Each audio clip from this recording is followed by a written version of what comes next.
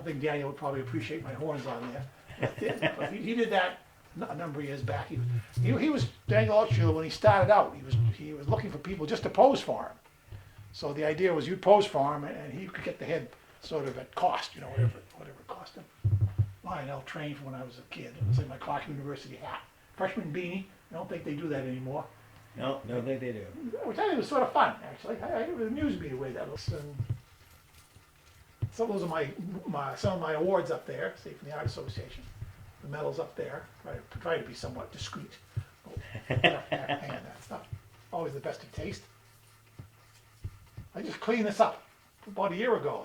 This whole thing was a junk area, so I just got some wood and that I can do. You know, build a few little simple shelves just to organize things a little bit. You know, so it's so chaotic. Build this stuff. So obviously you have no intention of retiring and moving to Florida. No. Penny toss of life. It's my symbolic picture. There are some people, you know, they take that penny and they try to toss it, and they can't get that penny to go into the gold cup or any cup at all. It ends up in the gutter every single time. And other people, they just stand there and it goes right in, ends up right in the gold cup.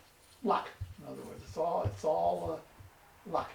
I mean, I was lucky too. You know, I was lucky. I was born to the right parents, born in the right place. Can you imagine being born where we're surrounded by artists? I mean, what do you want? I could have been born out in the middle of nowhere in Nebraska somewhere. Nothing wrong with Nebraska, but where would you ever find an artist to emulate? I mean, there are people who have come from Nebraska, you know, people with tremendous drive. They were sort of just flukes, I suppose. But with me, it was easy.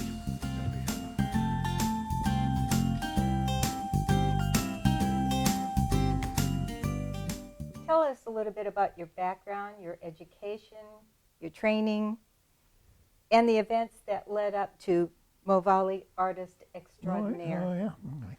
Okay. Well, I guess I'm sort of grossly overeducated, actually. Mm-hmm.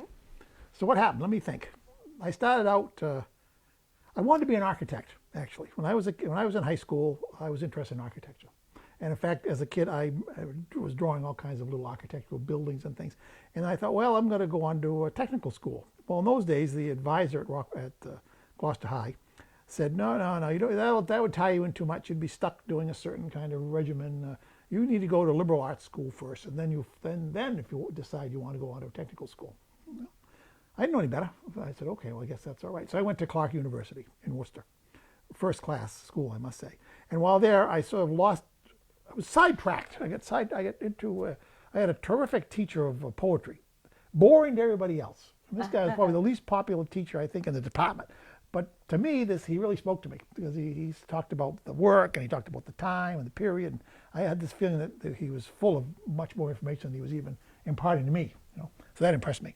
So I started getting involved in literature and taking poetry apart and the new criticism thing. You know, where you look upon a poem as a work as almost like a mechanical creation, and you take it apart and feel with the image how the imagery works and all that sort of stuff. Well, that really appealed to me, almost like architecture.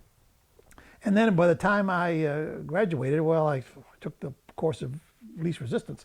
I got grants and degrees, so I was able to. The grants paid for my graduate school. Graduate school didn't cost me anything. I got grants and everything. Well, I just sort of flowed along, you know, and did the English thing, and got the PhD finally. And luckily for me, the great event of my life, I had been extremely lucky up till then. Everything was falling into place. Well, when I finally got the PhD in English, of all things, hadn't thought about architecture for a long time. And I just begun to get interested in painting because my father loved to go to Emil Gruppi's demonstrations. Mm-hmm. So I started going there. Towards the last maybe a couple of years I was working on my dissertation. I'd come home because I didn't have classwork. You know, I was researching. And I'd spend the summer at home doing some research, writing a little bit, and going to these demonstrations of Gruppi. And so what happened was I would come home, supposedly I was supposed to be working on the dissertation. I'd be working more and more. I'd go see the Gruppi demos. I'd paint. I'd get all excited. I'd paint for a week. Right as I was beginning to lose interest, I'd go to another Gruppi demonstration. He did 10 during the course of the summer. 10 during the summer. So I get down a little bit. Oh, I get all excited. The demonstration. Now I get it. Now it's clear to me now. I'd go home. I'd work again. Of course, I couldn't do it. And get depressed. And then I'd go another one. Now I got it again. I'd be all charged up. See? So this continued, and my mother would occasionally say things like, aren't you supposed to be working on a dissertation back there at the University of Connecticut? I said, oh, yeah, I am, aren't I? And my books would be way overdue because I'd be fooling around here in Gloucester. And I finally had made a deal with the library. They wouldn't charge me for Voodoo books anymore because they said, obviously, we're going to have a problem with you and books. Well, anyway, what I'm getting at, finally, at all this stuff, is that my luck ran out when I started looking for a job, because it was right around the time of the Vietnam War. All that campus unrest had eliminated all required courses. English, those were the primary required courses, humanities. Well, they didn't need English teachers anymore. They never had required courses. Nobody was taking the courses anymore. You didn't need a bunch of new PhDs to teach freshmen, because freshmen weren't taking the courses. And it happened across the board. All my historian friends, they couldn't get jobs. Oh, no, it was just terrible. I mean, the people were high in the fact that they had advanced degrees. Oh, I notice here, what did you do in the last 4 or 5 years? Oh, I was traveling the world trying to find myself, that kind of stuff. Oh, I don't have an advanced degree. You don't have to pay me anymore. No, I merely have a BA. So I couldn't get a job. And best thing ever happened to me. If I had gotten a job, being the sort of path of least resistance type of guy that I was, I'd have probably end up teaching Oshkosh. None of this would have Nothing would have happened. I'd be out there this very day. I'd be like one of those guys in the movies you hear about, they end up getting retired and they'll give them a big dinner and that's the end of that. Mr. Chips. Goodbye, Mr. Chips. I'd be that kind of guy. But luckily I couldn't get a job. So I thought, gee whiz, I've been reading American Artist magazine. That's published by Watson Guptill. Well, why don't I write to? I'll write to American Artist. I wrote to Horizon, American Artist. What was the other one? Oh, American Heritage. I thought, well, maybe I can get an editorial kind of job. And it turns out that the fellow that ran Watson Guptill in those days, Donald Holden, 20 years before, he had been an unemployed PhD. Well, so he told me anyway. And when he saw that on my Vita sheet, he said, oh, that's interesting. That caught his eye. Otherwise, I would have ended up right in the trash. Aha, luck is shining on me again. See? Well, all the things, who would have thought be an unemployed PhD would get my Vita sheet? Well, he said, okay, send me a writing sample. So I thought, well, I can't exactly send him a chapter from the dissertation. Put him to sleep. So as it turns out, I knew Groupie and I knew Ken Gore from the family connection. So I called Ken Gore up and said, look, would you mind if I come and interview you? Because I have to do something I need something to present to American Artists. So I interviewed him and wrote that up. And Groupie I could do, because I had been on a paying trip with Groupie a little earlier in the year. So I did that up just from memory and from my library. And you went to his demonstrations. Demos, yeah, and I used to keep diary records of all this stuff. So I had diary material on him. So I sent those 2 pieces in, and then the guy wrote back, oh, this is terrific. We've got to use your 2 articles in American Artist magazine. If you can get us illustrations, you're more useful for us down there than you'd be down here in New York, because we have people who we'd like to have you do books about. Roger Curtis and ended up Paul Strzyk, of course, Groupie. So I ended up doing all these books about these guys. Didn't pay anything. I was sort of in limbo during all this, just about getting enough to survive on.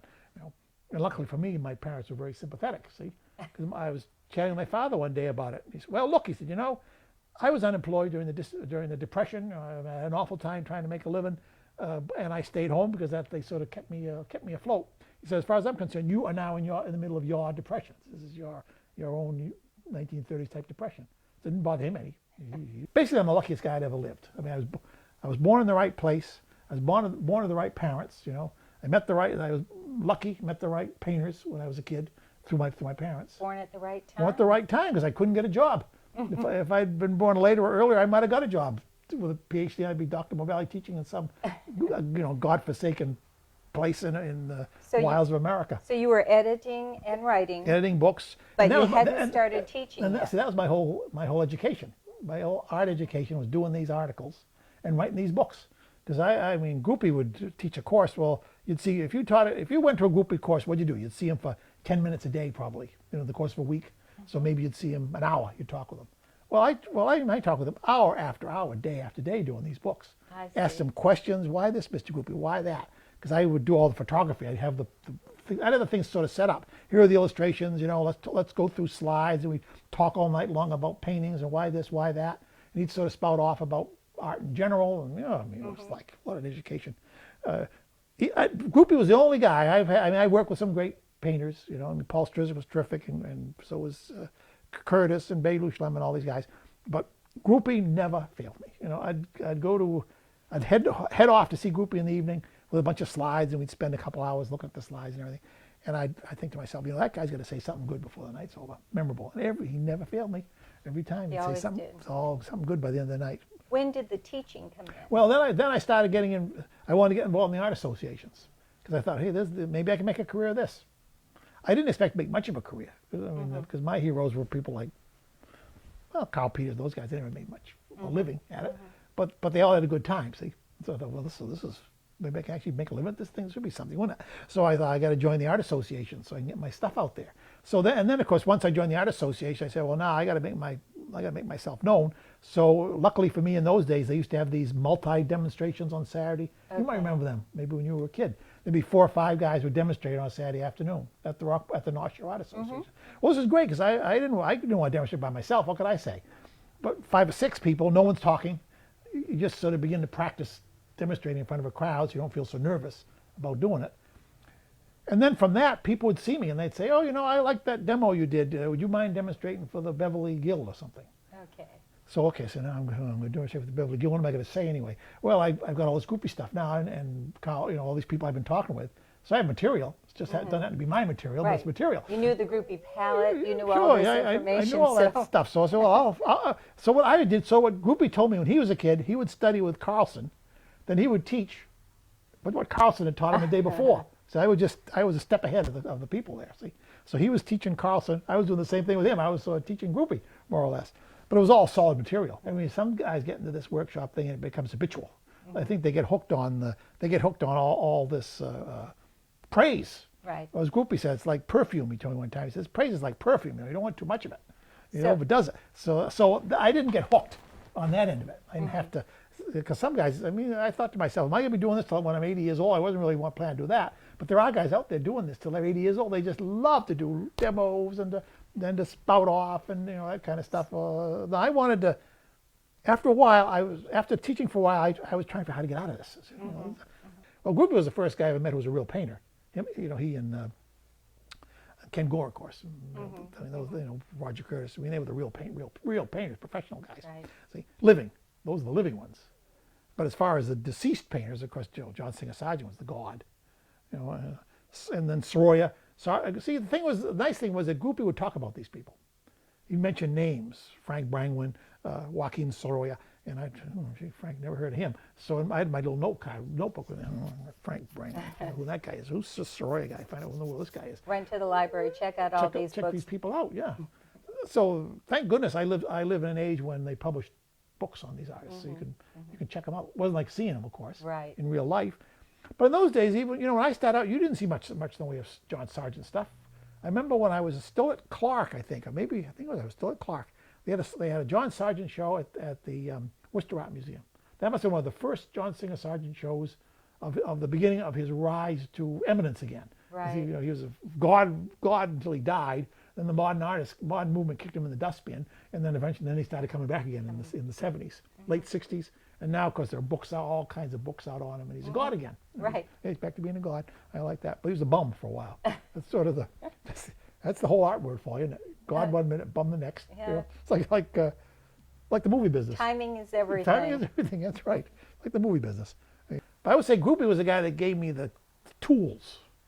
Because I had tried to paint when I was at the University of Connecticut. I'd bring my paints down there and I paint the local scene, the landscapes, go out and do that. I had no lack of nerve, I must say, back then. I had a lot of gall, to even try that kind of stuff outdoors. I remember I remember Frank Lloyd Wright. He said in 1893, whenever it was, when he started out, he quit Sullivan. Now he's going to become his own man, and he put in gold letters on a plate glass door, Frank Lloyd Wright, architect. And when he put that architect on, I thought, boy, what a nerve I have to call myself an architect. Well, I had the same feeling when I started doing these workshops. And I got a lot of nerve going out there and saying I could teach these guys something. But in the long run, I felt if I could teach them anything, it would be good. My mother gave me my first French easel. She was a watercolor. She was a watercolor, but she painted oils too for a while, and pastels. Okay. She did oils. She studied with Ken Gore for a while. Oh. So she painted oils. She got me a French easel, and she got my father a French easel. And then we would have these outdoor picnics. We'd all get our French easels and stuff together, and we'd head out with food and go to the back shore and have a picnic on the rocks, and we'd all paint together, out there. It was Groupie that first suggested a fixed palette. And it turns out it's a pretty standard palette. It wasn't really unique to him. I think Ball and Donk and Ballinger and all those guys, all that guys use about the same palette. Basically a primary color palette. Right. So like Shimotaro, uses, and the same as Carlene used. They're primary colors. Mix your own greens, no browns. You can mix browns, no black, white. A very basic Right. kind of palette. Not tricky. It's a basic, simple palette. That's what I liked about groupie. And you still use that too? Yeah, I do. I've added I added yellow ochre one time, as I was doing a demo one. I think I was painting somewhere with Zig Jankowski, sort of a modernist. And he came over to me one time. He said, "Gee, I noticed you're always trying to mix yellow ochre. Why don't you just put yellow ochre on your palette?" Oh, that's a good idea. I never thought of that. As the twig is bent, so shall it grow. Groupie gave me this palette, so I said, I guess that must be your basic palette. And I use that palette. Ochre, who would ever thought?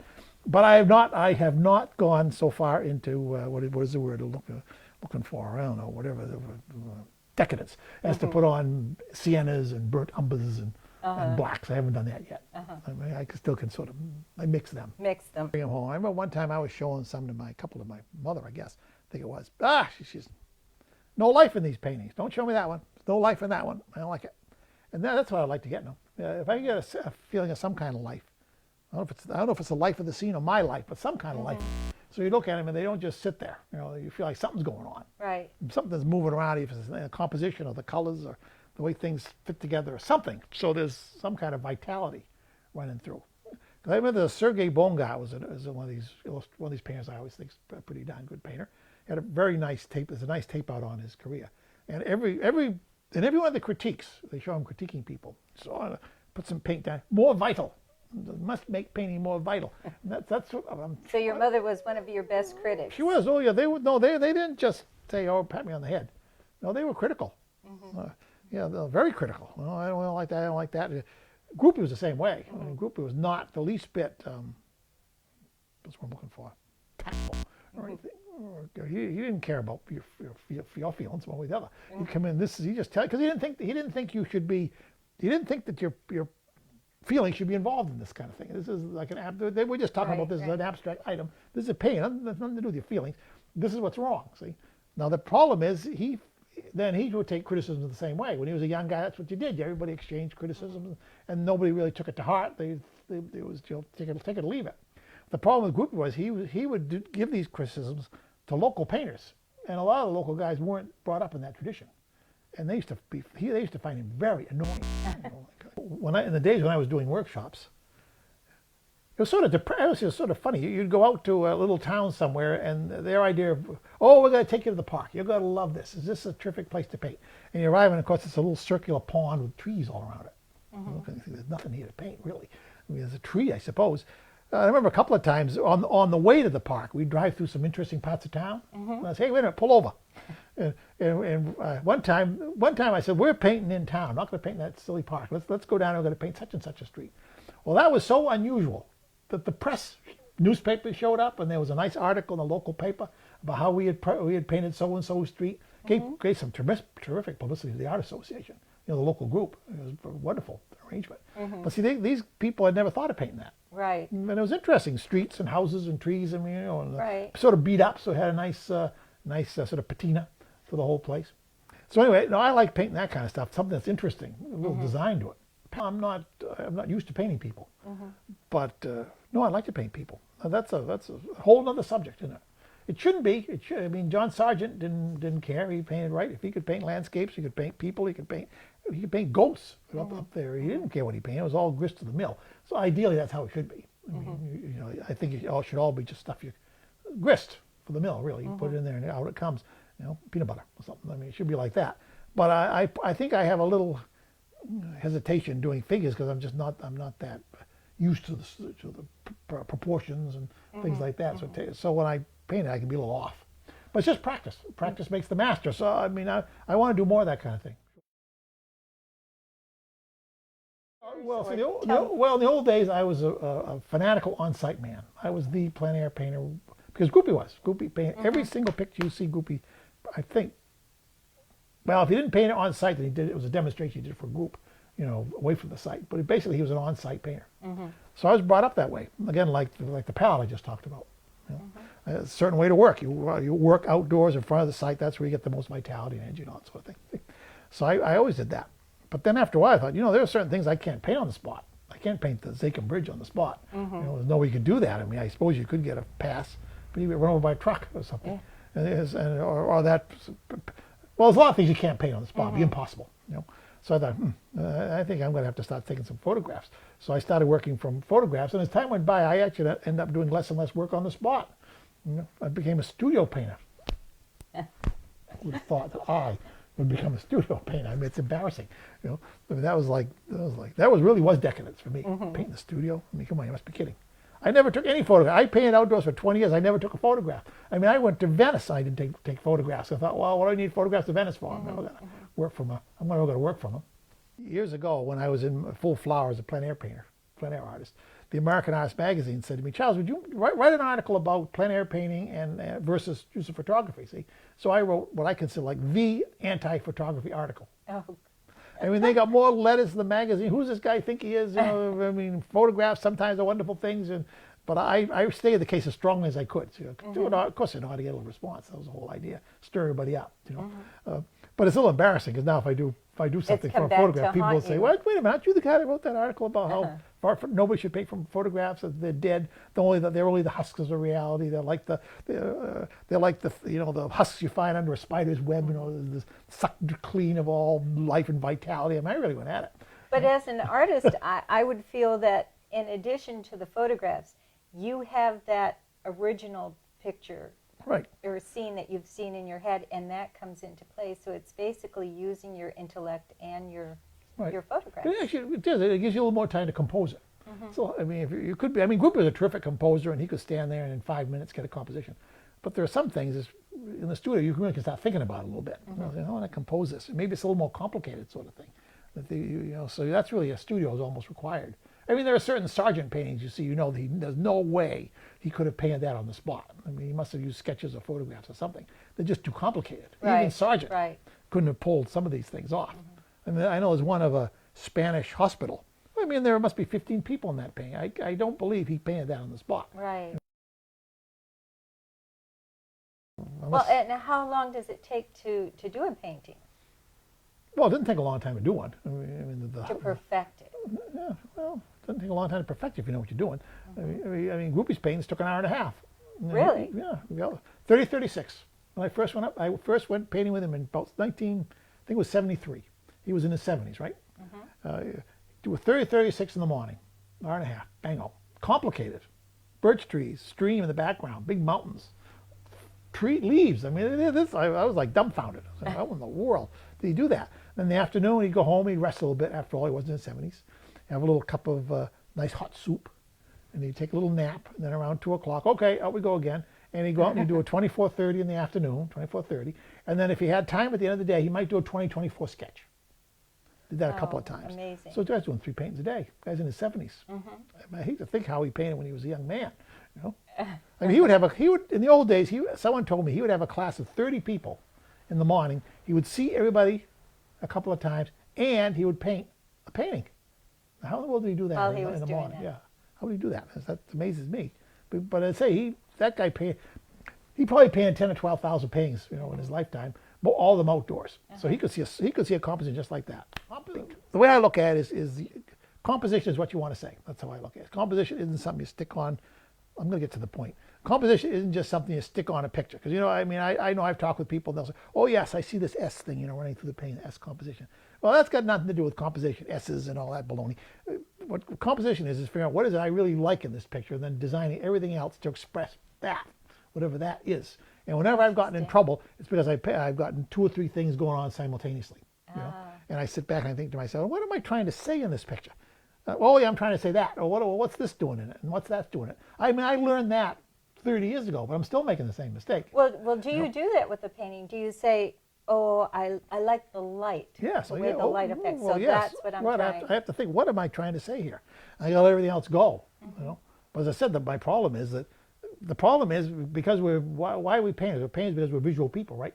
And because we're visual, that means we go out and everything gets us excited. So you think, oh, well, gee, I do like the foreground, I do like the background, I do like the middle distance, but how am I going to make a decision? I can't do it all. Right. You know, that's the old Peggy Lee thing. Is that all there is? Yes, Peggy, that is all there is. You can't do everything. You have to make some decision here and save something for another day, you know?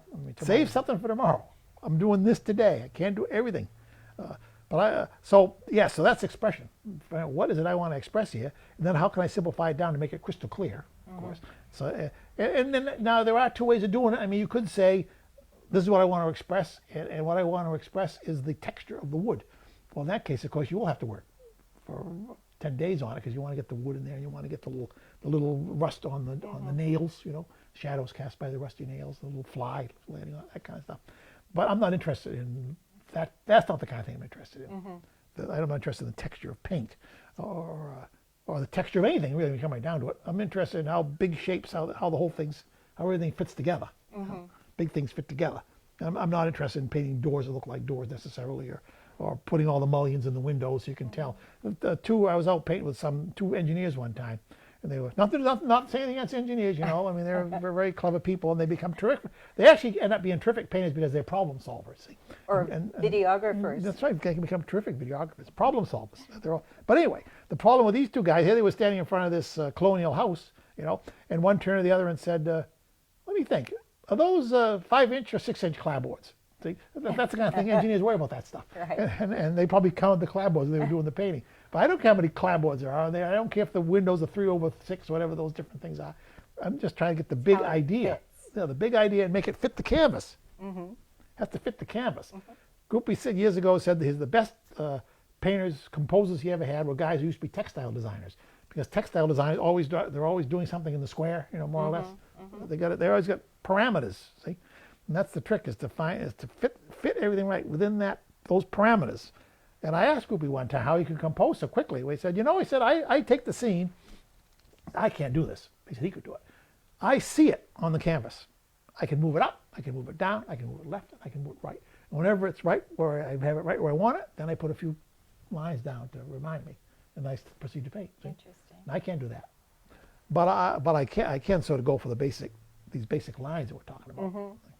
And that's it. Those lines, the preliminary lines, they express the whole picture. If you can get those right lines and spaces designed properly, you've got the picture. Another. See? How do you know when a painting is finished? Well, they asked Picasso that one time. He said, "My hand tells me," which I think is pretty good. Hand tells him. I like that. But I think there is a point where you sort of stand back and you think, well, let me think. I really can't think of anything more to say. And who was I reading about that? Oh, Serino. I was reading about the old-time Antonio Serino. I interviewed him years ago, and I recently had to talk about him in public. So I had to reread my article. So it was 30 years old practically. And he said a good thing. He said I work up to the level of my ignorance, more or less. He said I use all my knowledge, and then when I can't think of anything more to do, well, I stop. Now he said sometimes I'll haul a painting out 5 years and I'll look at it and I'll think, oh well, I've learned enough in those last 3 or 4 years to improve the picture. Now, that doesn't mean you're adding things. It might mean taking things out. That's what, I think Harvey Dunn said, or was it Dean Cornwell? One of those guys. He said, whenever you think your picture needs something, take something out. Whenever you think your picture needs something, take something out. And that's how it's been every time in my paintings. Whenever I find myself laboring over a particular part of a picture, laboring. 9 times out of 10, I'm better off to paint that part out. The reason I'm laboring on it is it doesn't fit in the picture, and I think if I can make it better, it'll probably fit. That's what's going on subconsciously, But it's very hard for you to knock a piece out of a painting. It's easy for you to see it in somebody else's painting. I mean, I could go by somebody else's and I'd say, well, take that thing out there. It's nothing to do with the subject. But it's yours, I suppose. You put it in there and you have this sort of sentimental attachment. Right. And I hate to throw that thing out when I've spent so much time painting it. Oh, do I have to get rid of it? Speaking of sentimental, is there a painting that is your favorite that you have done throughout the years? Well, to tell you the truth, I actually have in my storage bin there, I probably have 4 or 5 pictures that I particularly like. Actually, you have one here, that one of the dark. It's a village in Vermont at the end of the day. It's very dark. But what I like about it is I put every stroke down once and left it. I sort of built the whole thing up, stroke by stroke by stroke, a mosaic. And at the end of it, the last stroke I put on was pretty much the end of the painting. So look at that. All developed logically. One stroke led to the next thing. And at the end of it, there it was, Now, anybody else looking at that probably wouldn't feel that at all. It just but say, oh yeah, right. But it felt right. It feels right to me because I achieved what I was trying to achieve in it. But I say I don't think the average person would think about it one way or the other. And I have a couple other things like that where everything was just sort of placed, and at the end of it, I thought, well, look at that. It all sort of fits together. So, yeah, everything's in its proper place, in my opinion. All right. I mean, somebody else might look at it with a whole different sense of balance and everything. They'd say, "Oh, well, it's all off. Should be over here. Or that shouldn't be there." But to me, it's in balance. I'm sure these pictures would mean nothing to anybody else. They look at them and they think, "Well, no, looks like what the guy's always doing." I don't see anything special in them. But to me, I know what I put into it. See, or didn't put into it, as the case goes, as the case may be. So they mean a lot to me, and I just keep them to remind me that this is what you can do when you're on your game, more or less. You can do this. It's also it's comforting because you might have a whole stretch of atrocious paintings. You can just think, what in the world's going on here? I can't do anything. It's like everything's awful. Scrape them out, throw them away, paint over them, and after a while they could get you. You think, well, maybe the awful thought occurs to you that maybe I have no talent at all. Is that possible? Am I a fraud? Have I been fooling people all these years? But then you haul a good one. You think, oh well, look at that. Well, I guess I must have something going for me. I actually did that. So somewhere deep down, there's still a certain amount of a little spark of talent. Well, I think you yourself have to say, yeah, this guy's it, right? I'm on the right track. I've done the right thing here. But you say lots because unfortunately, I mean, we hate to say this, but the general speaker of the public doesn't really know what they're looking at. I mean, it's not their fault. They're not trained visually. They're trained orally. I mean, they listen to great music on PBS and that kind of stuff on the radio, but they don't see paintings much. Really good paintings. I mean, where do you go to see them? You have to go to a museum. A lot of people don't have museums, and sometimes the stuff on the museum walls isn't necessarily the best stuff. Whereas a person like me, I was lucky. I mean, Amsterdam, Germany. Yeah, you have to go to Germany and Deutschland and Sweden or something. Italy, London. But I mean, what a lucky break that I grew up and I could walk into a groupie's gallery. I mean, good thing the place was full of great landscape paintings. So you go to Ken Gore's place, chock full of this terrific landscape work. And there's the man himself. You actually talk to him about the darn things, Carl Peters, go visit his house, visit his studio out there outside of Rochester. Just like we're doing with you today. Yeah, well, it's a terrific thing. For me, it was terrific. It's where you can see the brush work.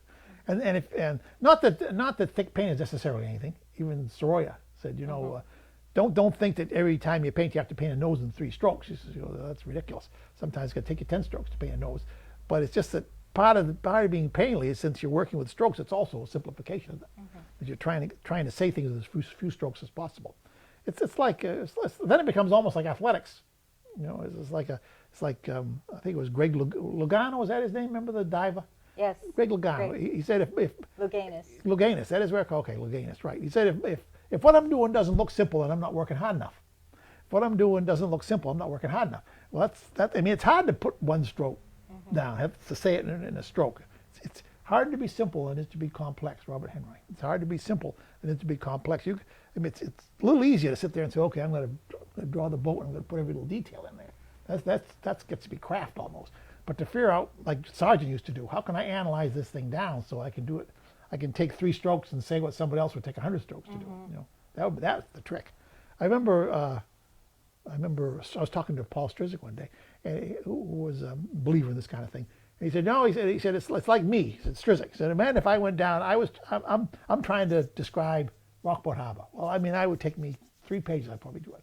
Leo Tolstoy could arrive and in 4 sentences, he could say more about the harbor than I could say in a paragraph. So that's a trick. It's nice if you could be like the Leo Tolstoy. Go down there and just make the strokes. Not that Leo Tolstoy was the simplest person ever lived, but I mean, you get the gist of the argument. Yeah. So being painterly is part of the simplicity part, which is part of the expressing part, which is part of the trying to reduce things down to the nub kind of part, which is the way I like to look at things. But as I said, I don't want to force this on somebody else. If you like to, if you like to put every little piece of wampum on the Indians shoe, well then put every piece of wampum. But the strokes become the painter's signature. Right. I mean, I'm not interested in paintings where the guy puts every piece of wampum on there. I'm not interested. They can do all they want of that kind of stuff, but just don't ask me to have to look at it. That's the thing. I don't want to look at that kind of thing. It makes me nervous and uneasy, and I don't have no sympathy for it. That's just the way I am.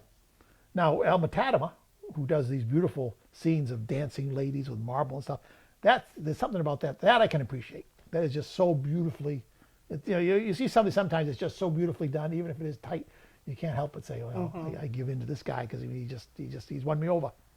But usually wampum and peeling paint on walls and sweaters done so neatly you can actually see the string in them. Don't do anything for them.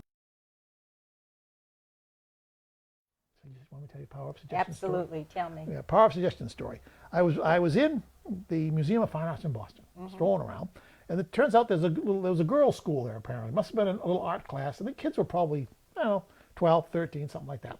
And I think their job must have been everybody has to draw something in the museum. So this little girl decides, well, I'm going to draw the Boyd children, John Singer Sargent's The Boyd Children. I think he did it when he was 28 years old. It's one reason why we hate John Sargent. He cranked this masterpiece out at 28 years old. How in the world did he do this? But they're these wonderful children, and in the front there's a little girl seated on a rug, and she has this doll across her laps. And here's this kid. Now this kid is studying these things, and she's studying it, and she's drawing it. Studying it. She put in everything that John Singer Sargent left out. She had fingers. She was drawing fingers. He had no fingers. He had a couple little splashes of color. You know, he put an edge all around. No edges. And I thought, if this girl studying this darn thing sees these things, the average person looking at it quickly, you know, just it's the power of suggestion. You know, you can convince people of things. Which is amazing. Yeah. I'm going to have to go, as soon as I leave here, I'm going to have to go and look at that painting now. Oh, yeah. You know, I do talks on Sargent occasionally. I have close-ups. And it always sort of amazes people because you see the whole thing and everybody thinks, oh, well, of course, Sargent's a tight painter. Some people actually think Sargent's a tight painter because the only Sargent's you've ever seen are this big postcards or this big in books. And I mean, you know, you see the way Sargent actually paints. It's unbelievable. He can make the most beautiful looking brooch, and then you get up close and it's there's a little daub of paint, you know, and a highlight, and you think, well, how in the world does he pull that off? Well, it's just because he knows what he's doing. Genius. Where are your paintings? If people want to look at them, name some of the places where your paintings are shown. Well, they're all in galleries, of course. They're on the web now. See, in the old days, nobody knew how I painted. When I was starting out doing these workshops, people would go. The only reason they would have me come there because they saw my name on an article or maybe in on the front of the books I did. They have no idea how I painted because how would they? But nowadays, all you have to do is go on the web and type in my name, and all kinds of stuff pops up. It's amazing. So I can bump into. In the old days, I used to bump into people, and they'd say, "Oh yeah, I know your work," and I think they have no idea what my work looks like. They're just saying it. But nowadays, I can bump into people in Kansas, and they can say, "Oh, I know your work," and I think, "Gee, they really do," because of I remember years ago I was interviewing somebody, and they had a painting of Venice that they had painted. And I said, "Oh, that's a nice painting. When were you in Venice?" I said, "Oh, we never in Venice." Now that struck me as odd. Yes. Why would you paint a picture of Venice if you've never been in Venice? If you're a commercial artist, of course, you had to do it for an ad. I could see it, but I thought, a fine arts painter, and then that struck me as peculiar. You know? I suppose you could say, well, it's all material. What difference does it make? You know, you're just designing it. That's one art. But somehow I always have this feeling, as you said earlier, there ought to be some actual emotional connection with the material. I've actually seen it, felt the place a little bit. I mean, I think that probably gets in your painting. I think nowadays, if workshops are good things. If you can find somebody whose work you really like and find a workshop that person is doing, that would be a terrific investment. Just to go and actually see somebody paint. Particularly if you're from someplace where there are no painters. It takes a painter to make a painter, as the old saying goes. I think it takes a painter to make a painter. Groupie said he never knew any really good self-taught painters. He claimed his father said he was self-taught. Oh, my father used to say he was self-taught. He wasn't self-taught. He said he associated with the finest painters in Holland. You'd go to their studios, you'd see their work, you'd talk with them. He said, that's not being self-taught. So it takes a painter. So the workshops. Workshops, do something where you can meet some painters. So do you do workshops then? No, not anymore. No, they can't deal with me anymore. They missed the boat. They missed the boat. No, the train's left the station. Too bad. Parade's gone by. You missed your chance. I was out there for 20-something years. Where were you anyway? What's the matter with you? I would like to say I wasn't born yet, but that wouldn't fly. Right. Well, no, I wasn't referring to you personally. I was referring to the audience. They were asleep at the switch. No, they had their chance. I'm out now. Goodbye. But that's it. It took too much out of me. To tell you the truth. And the problem was it was fun for a number of years it was fun. But after a while, you can only tell people how to mix green so many times. Mix green again. It got to be really fun out in California because I had a person there who had winnowed out things, and it was the workshops had an awful lot of old Walt Disney guys and commercial artists, and those people were terrific to work with because you talk to an old Walt Disney guy or an old commercial artist, you tell them that your picture's it's too cool. Well, some people have to say, what's cool mean? We explain it to him, this guy, oh yeah, cool, oh yeah, I guess you're right. Or, well, this value's all off down here. Well, you have to say, what's the value? But these guys, they know what values were. They say, oh yeah, I see what you mean, it's jumping in that. so we were talking the same language. You know, they worked for 20 or 30 years as commercial artists. The only trouble with commercial artists is they got paid by the amount of stuff they would put in a painting sometimes. So they'd put everything but the kitchen sink. You know, they had a fear of empty spaces. And that's so you have to get after them. Don't put everything in. You don't have to have grass in the corner. You can leave a space blank. You know, in fact, it would help the composition if you did that. And it was funny because they knew better. These guys knew that principles. I know the principles. You can teach everybody the principles in 5 minutes. And I think Carlson, John Carlson said I could teach people the technique to paint a masterpiece in a week. But the technique isn't going to get you anywhere because the problem is where you put the stuff, your choice of subject matter, how you put the strokes in there. I mean, technical is the easy part. Learning to paint an apple, that's the easy part. The thing is, where are you going to put the darn apple? Right, And how far you want to carry that apple. That's where taste and expression and everything else comes in. You know? 'Cause the trouble is, you don't want to go to a workshop where all the guy talks about is technique. Well, you want to know how to paint silver? Well, you see, you do the mix this and this and this and this. Don't go to that kind of workshop. Don't go there. Stay away from that. Stay away from any kind of workshop where a guy's going to tell you how to paint something. You're not interested in that. You want to learn how to look at something, how to look at the thing. That's what Goopy talked about. He didn't talk about, well, this is the way you paint a boat. He told me this is the way you should look at it. You know, look at it this way. This is how they have to sit in the water. You know, there's such a thing as modeling. You know, there's how reflections work. You teach you to look at things. Once you look, then you can become a painter because then it's up to you. But if you learn a bunch of recipes, then you're stuck. What do you do after the recipe? Right. So I always like to say there's certain people that they'll open the door at art for you, but once you step in, you find you're in a closet. They've locked you in there. Like, you can't get out.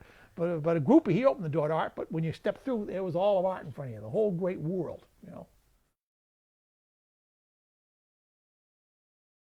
So since you're not teaching workshops anymore or teaching classes, you mean if I read this book, I will become a great artist? Well, luckily for you and the TV viewing audience, or whatever you say, this very book has just been, we have reissued this down there at the Rockport Art Association because this thing was becoming a collector's item. You know, it would cost you a couple $100 on I eBay know. Tell me about to buy it. the darn thing. But we had a groupie show down there, and I said, instead of a catalog, let's reissue this book. So we've actually reissued Groupie on Pink. Now, the trouble is, see, people look at it nowadays and they think, wait a minute, this is all black and white. How am I going to learn anything? There's no color in it. Because it was done, I must admit, in those ancient days when they didn't have a lot of color. Before the Chinese and the Japanese took over all the printing. And, you know, they've given us tremendous color. I have to say that for the Chinese and the Japanese. They do print great books. And I think now the Spaniards and other people have learned how to do that. But the thing about this book is forget about the color. Now, see, and of course, Groupie's a great colorist. You think, well, what's the good of a Groupie book without color? Well, the thing is, look at the pictures in it. The paintings are terrific compositions.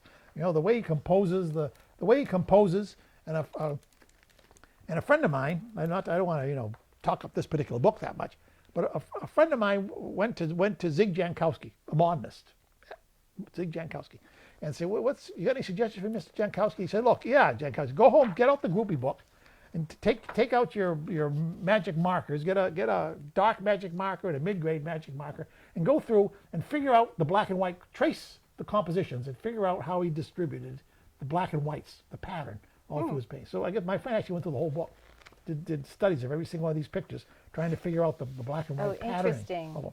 Because every one of them is a terrific composition. See? So you have to think of them as from a pattern. Think of them from a compositional point of view. They're sort of complicated pictures too. Yeah, no, I think you can learn an awful lot from a book like this, but you got to apply it. You have to go out and do it, and paint, and try it, and do it, and then this becomes like a reminder to you of things you should be thinking about. But you got to go out and do it. I mean, it's not sufficient to look at it. Paintings isn't enough. It's not enough. As John, I think it was Whistler. Whistler said if looking at great art made a painter, then the greatest painter in England would be the watchman at the National Gallery in London. He'd be the guy, wouldn't he? He'd be the most talented man in England. Spends all day looking at paintings. Now you got to. It's a manual skill. I mean, you got to work on it, just like diving or jumping rope, for that matter. You got to work at it and work at it and work at it, and you have to have tremendous patience, and you have to have a very, very high threshold of pain, because otherwise you'd give up. So they're having an invitational show, and this invitational show has forced upon me the necessity of doing a watercolor, because I haven't done watercolors for years. I don't know, probably 20-something years. I haven't done any watercolors. So I've been trying to get back into it, and that's just the same thing. You can't just start doing watercolors. It's a whole touch, and you have to work at it. practice, work at it. But I mean, if you've got some skill and insight and perseverance and a low threshold of pain, as I said before, very low, then you can end up you can catch on, I think. Well, Charlie, this has been very interesting and entertaining, and I thank you very much for sharing your knowledge, your insights, your philosophy with us. You truly are one of Gloucester's great, talented resources. Thank you very much.